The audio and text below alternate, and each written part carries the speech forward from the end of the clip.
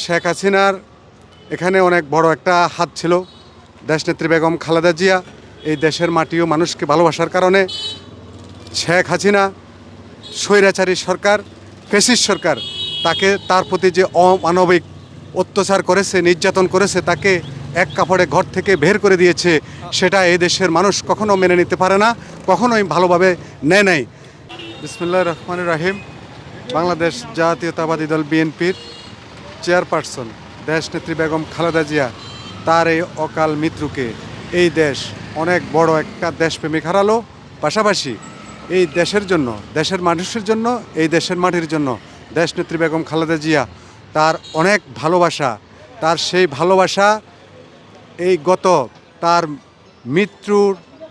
মৃত্যুর যে তার জানাজা হয়েছিল, সেই জানাজায় এদেশের মানুষ তার সেই দেশপ্রেমের যে উদাহরণটা তিনি দেখিয়ে গিয়েছেন, সেই উদারতাকে মানুষ স্মরণ করে তার জানাজায় কোটি কোটি মানুষ আগমন। সারা বাংলাদেশের মানিক মিয়া অ্যাভিনিউ যেন একটা রাস্তার মিলন মেলা স্রোতে পরিণত হয়েছিল।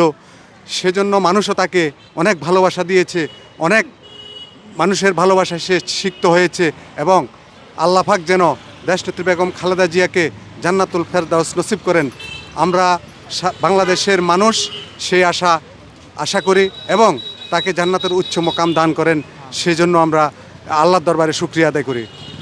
অনেকে ইতিমধ্যে বলা বলি করছে যে শেখ হাসিনার কারণেই বেগম খালেদা জিয়া কষ্ট পেয়েছেন, এই কারণে অল্প সময়ে তিনি মারা গিয়েছেন। এই বিষয়টা আপনি কিভাবে ব্যাখ্যা করবেন? অবশ্যই শেখ হাসিনার এখানে অনেক বড় একটা হাত ছিল। দেশনেত্রী বেগম খালেদা জিয়া এই দেশের মাটি ও মানুষকে ভালোবাসার কারণে শেখ হাসিনা স্বৈরাচারী সরকার, ফ্যাসিস্ট সরকার, তার প্রতি যে অমানবিক অত্যাচার করেছে, নির্যাতন করেছে, তাকে এক কাপড়ে ঘর থেকে বের করে দিয়েছে, সেটা এই দেশের মানুষ কখনো মেনে নিতে পারে না, কখনোই ভালোভাবে নেয় নাই। ইনশাল্লাহ আমরা দেশনেত্রীর এই অকাল মৃত্যুতে এই দেশের জনগণ, এই দেশের মানুষ অবশ্যই শেখ হাসিনাকে দায়ী করে, যে তার সেই এক ঘুমের কারণে দেশনেত্রী বেগম খালেদা জিয়া আজকে অকাল মৃত্যুবরণ করেছে। সেজন্য আমরা দেশনেত্রী বেগম খালেদা জিয়াকে যেভাবে কষ্ট দিয়েছে, সেই কষ্টের জন্য আমরা বাংলাদেশের জনগণ একদিন শেখ হাসিনাকে সে আইনের আওতায় আনতে পারবে, তার বিচার হবে, এই আশাবাদ ব্যক্ত করি। ধন্যবাদ ভাইজান, অনেক সুন্দর কথা বলেছেন।